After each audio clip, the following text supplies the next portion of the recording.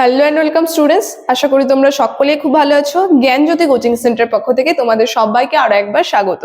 তো আমি মীরা ম্যাম, আমি আজকে তোমাদের সেমিস্টার থেকে সোশ্যোলজি সাবজেক্ট থেকে আবার একটু নতুন টপিক নিয়ে চলে এসেছি।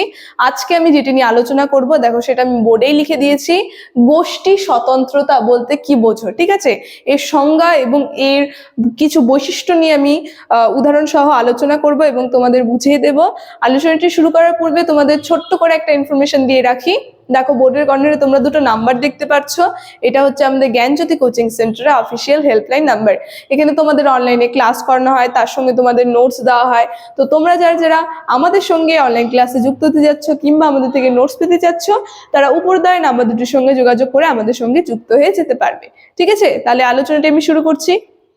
দেখো, প্রথমে বলেছি গোষ্ঠী স্বতন্ত্রতা, ঠিক আছে? গোষ্ঠী স্বতন্ত্রতা বলতে কি বোঝায়, এর সংজ্ঞা এবং এর বৈশিষ্ট্য নিয়ে আজকে আমি আলোচনা করব।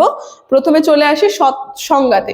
দেখো, গোষ্ঠী স্বতন্ত্রতা বলতে আমি যদি এক কথায় বলি, মানে এমন জিনিসকে বোঝায় যেখানে একজন গোষ্ঠী নিজের যে একটা মত প্রকাশের স্বাধীনতা, তারপরে নিজের একটা পরিচয় ক্ষমতা বজায় রাখার যে স্বাধীনতা, সেই স্বাধীনতাকে কিন্তু বোঝানো হয়, ঠিক আছে?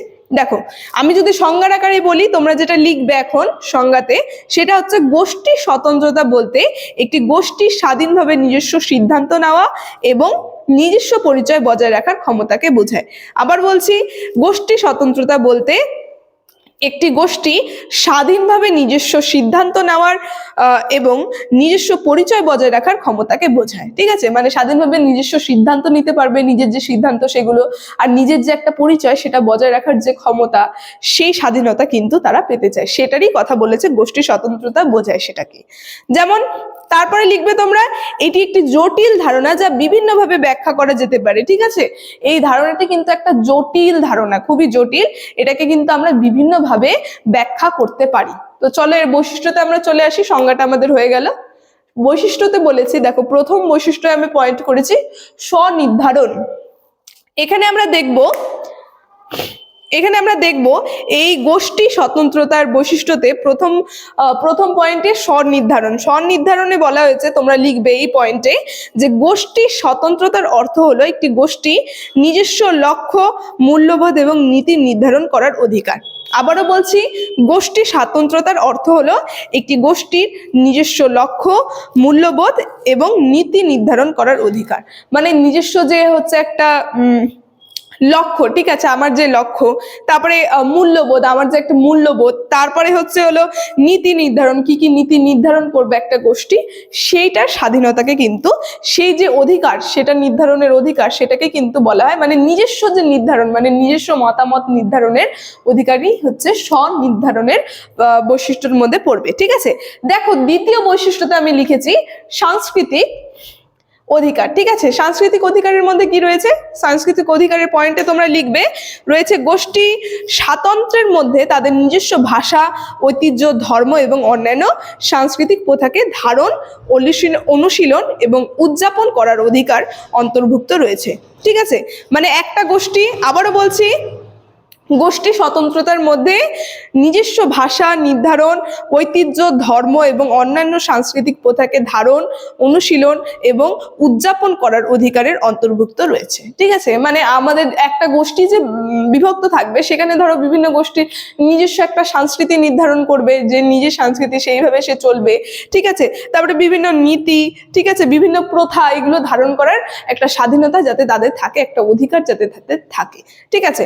তো এটা চলে গেল সাংস্কৃতিক অধিকার বৈশিষ্ট্যের মধ্যে। দেখো, তৃতীয় বৈশিষ্ট্যতে রয়েছে রাজনৈতিক অংশগ্রহণ, ঠিক আছে?